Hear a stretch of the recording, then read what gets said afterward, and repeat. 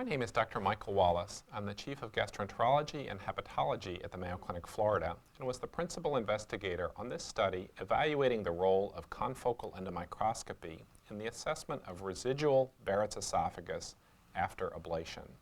This was a multi-center clinical trial involving several locations in the United States, as well as the United Kingdom and Europe. Thank you very much to the ASGE and the editors of Gastrointestinal Endoscopy for the opportunity to publish and present this study. As many of you know, the role of ablation is becoming increasingly important in Barrett's esophagus, particularly when it is associated with the development of dysplasia. However, one of the limitations of our current algorithm is that residual neoplasia is certainly present in some patients after ablation and is difficult to detect endoscopically. Thus, it requires biopsy to confirm, and this need for biopsy typically requires multiple sessions, whereas a biopsy is done in one session, and if positive, treatment is done in another session. The purpose of this study was to determine if advanced imaging can guide retreatment in real time and thus reduce the need for repeated endoscopies where the biopsy and treatment is separated.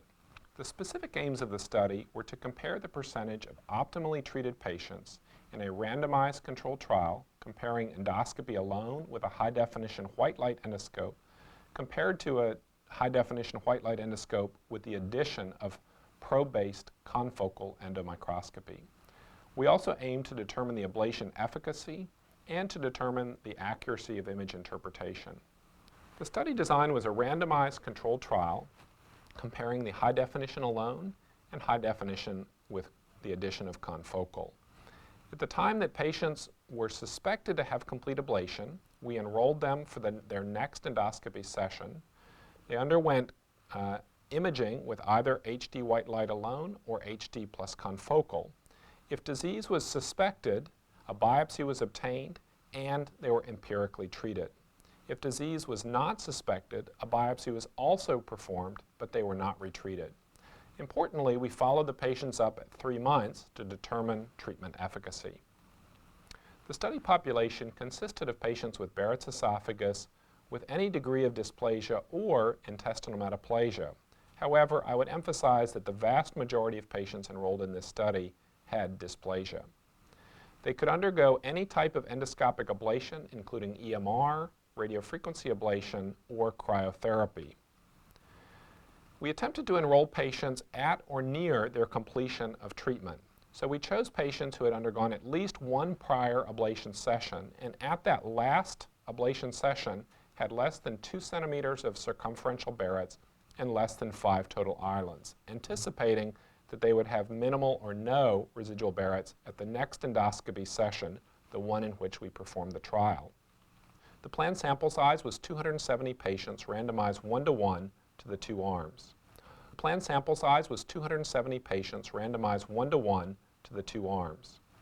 Our main outcome measure was defined as optimal treatment, which occurred when a patient who had residual Barrett's was correctly detected and treated. A patient who did not have residual Barrett's was correctly detected and correctly not treated. And lastly, that the patient had complete eradication of their Barrett's at their 3-month follow-up. I would note that we included residual gastric metaplasia in the tubular esophagus as, quote, positive residual disease. The basis for this was the general notion that once you decide to ablate a patient after confirmation of intestinal metaplasia or dysplasia, even if there's only residual gastric metaplasia in the tubular esophagus, we consider that residual disease, with the goal of ablating all columnar epithelium in the distal esophagus. The study was halted at the planned interim analysis, which occurred when 80 patients had been enrolled and completed their 3-month follow-up. There were 3 reasons for halting the study. First of all, there was an overall lower rate of optimal treatment in both arms. Second, there was no absolute difference in the optimal treatment between the 2 arms. And thirdly, there was a higher than planned dropout rate, leading our study coordinating team to conclude that it was infeasible to continue the study in a way that would prove any significant difference between the 2 arms. We were, however, able to complete a full analysis of all patients enrolled, as well as an additional group that had been enrolled but had not yet completed their 3-month follow-up. This consisted of a total of 119 patients, and all of these 119 were eventually followed up to 3 months, so we provided a fairly robust patient population. The demographics of the patients enrolled were relatively well balanced in terms of age, gender, and the original indication. Note that more than 85% of the patients had high-grade dysplasia or intramucosal carcinoma as their initial indication for treatment. The primary outcome of the study, optimal treatment, was similar between groups. 26% of patients in the high-definition white light arm alone achieved optimal treatment, and 27% with the addition of confocal on a per-protocol basis, and 18% versus 21% on an intention-to-treat basis. It was very interesting to look at the reasons for non-optimal treatment.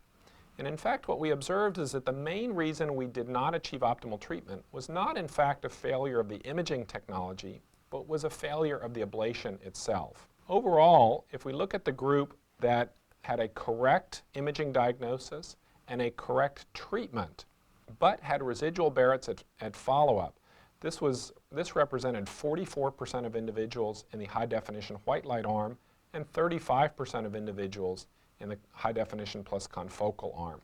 So the vast majority of, quote, failures were in fact failures of the treatment, not the imaging technology itself.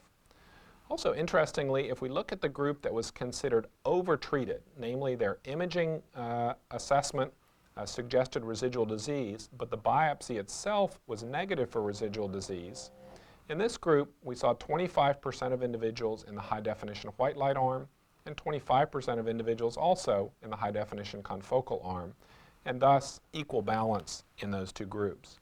An interesting caveat is that 7% of these individuals had a positive imaging diagnosis of residual disease but a negative biopsy, and thus were considered overtreated.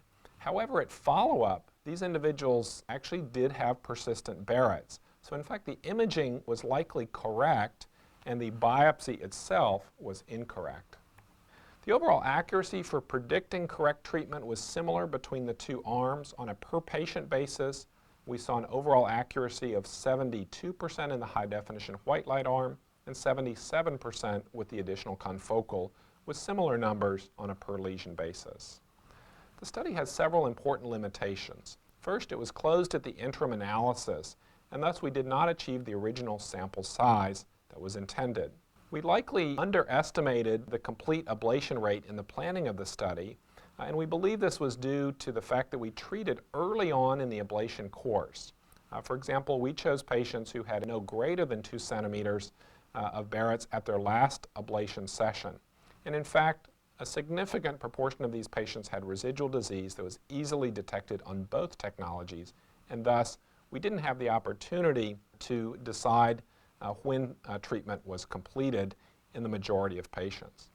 We also included gastric metaplasia in the esophagus at follow-up as a positive, and this is a difficult distinction to make. Most imaging trials have looked at the difference between intestinal metaplasia with dysplasia versus intestinal metaplasia without dysplasia.